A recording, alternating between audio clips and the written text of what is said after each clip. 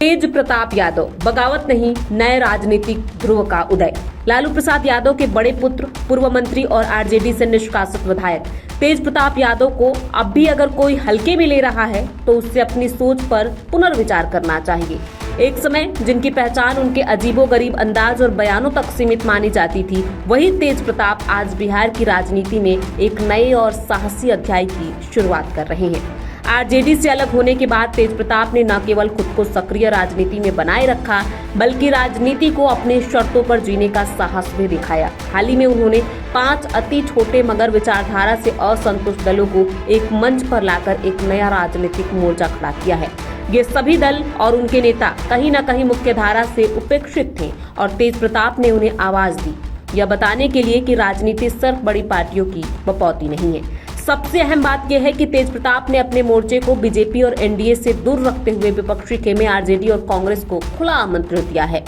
यह कोई सामान्य कदम नहीं बल्कि एक दूरदर्शी रणनीति है। यह दर्शाता है कि तेज प्रताप न तो किसी के मोहरे हैं और न ही महज एक असंतुष्ट आवाज। वे एक स्वतंत्र और प्रभावी राजनेता बनने की दिशा में पूरी तरह तैयार हैं और आत्मविश्वास के साथ आगे बढ़ रहे हैं। भारत की राजनीति में जब कोई नेता अपने सशक्त राजनीतिक परिवार से बगावत करता है तो उसका सफर आसान नहीं होता। अधिकांश मामलों में ऐसे नेताओं को विपक्षी खेमे इस्तेमाल कर लेते हैं और छोड़ देते हैं।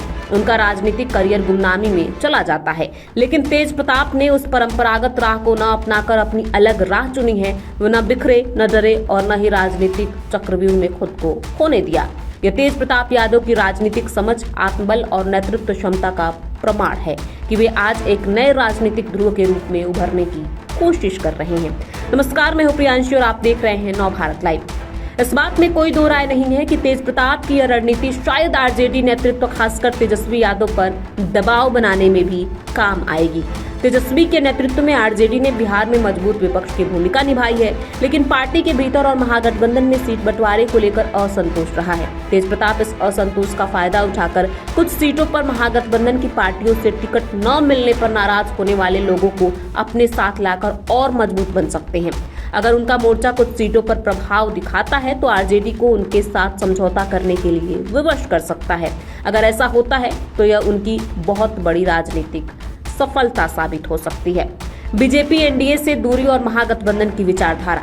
तेज प्रताप यादव ने बेहद होशियारी दिखाते हुए बीजेपी और जेडीयू से दूरी बना ली। यह उनकी वैचारिक प्रतिबद्धता और सियासी रणनीति का हिस्सा है। तेज प्रताप यादव समझते हैं कि उनको आरजेडी के कोर वोटर बेस यादव, मुस्लिम और अन्य पिछड़ा वर्ग में ही अपनी जगह बनानी है। सामाजिक न्याय और धर्मनिरपेक्षता की विचारधारा ही उनके लिए स्वभावगत है। एनडीए के साथ जाना उनके लिए आत्मघाती होता, जिस तरह यूपी के पूर्व मुख्यमंत्री हिंदू हृदय सम्राट कल्याण सिंह के लिए मुलायम सिंह यादव के साथ जाना निरर्थक ही नहीं बल्कि नुकसानदेह साबित हुआ था। वैसे ही अगर तेज प्रताप बीजेपी के साथ जाते तो कहीं ना कहीं ऐसा होता कि उनके समर्थकों से कट सकते थे। उनका मुकेश सहनी की वीआईपी को बहुरूपिया बताना और एनडीए की आलोचना करना इस बात का सबूत है कि वे आरजेडी के वोट बैंक में ही अपनी राह ढूंढ रहे हैं।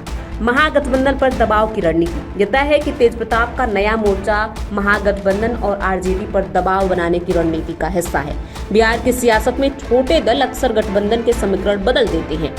अगर तेज प्रताप का मोर्चा कुछ सीटों पर प्रभाव दिखाता है तो महागठबंधन को उनके साथ समझौता करना पड़ सकता है।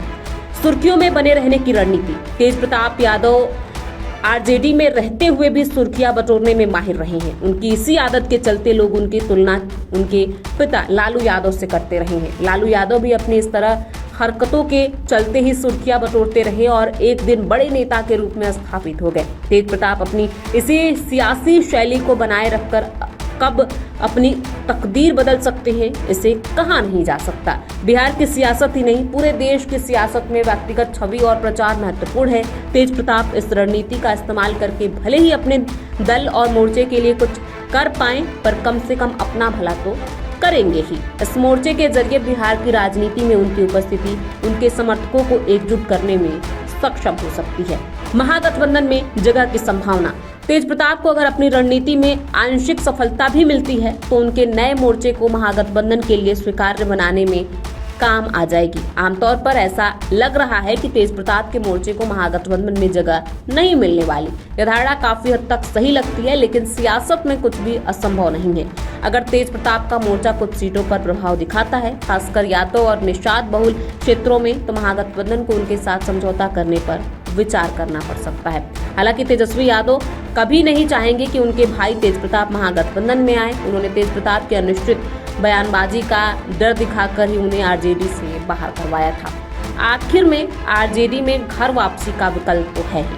तेज प्रताप यादव की आज की राजनीति में जो भी पहचान है वह उनके पिता लालू यादव और मां राबड़ी देवी के नाम से ही है। तेज प्रताप यादव को पता है कि वो अपने पिता और परिवार का विरोध करके वो कहीं का नहीं रहेंगे, इसीलिए वो अपने पिता की विरासत में ही अपना हिस्सा खोजने का प्रयास कर रहे हैं। आरजेडी से निष्कासन के बावजूद उनके बयानों से स्पष्ट होता है कि वे अपने परिवार के खिलाफ नहीं बोलेंगे। इशारों में अपने भाई तेजस्वी के प्रति नाराजगी जाहिर करने के बावजूद उनके खिलाफ उन्होंने एक शब्द भी नहीं बोला, बल्कि उन्हें हमेशा आशीर्वाद ही देते रहे। मतलब साफ है कि वे पार्टी के दायरे से पूरी तरह बाहर नहीं जाना चाहते। उनका आरजेडी कांग्रेस को अपने नए मोर्चे में शामिल होने का न्योता देना इसी बात का संकेत है कि आरजेडी के साथ समझौते की गुंजाइश रख रहे हैं। ऐसे में हमारे इस रिपोर्ट पर आपकी क्या राय है, हमें कमेंट बॉक्स में लिख के जरूर बताएं।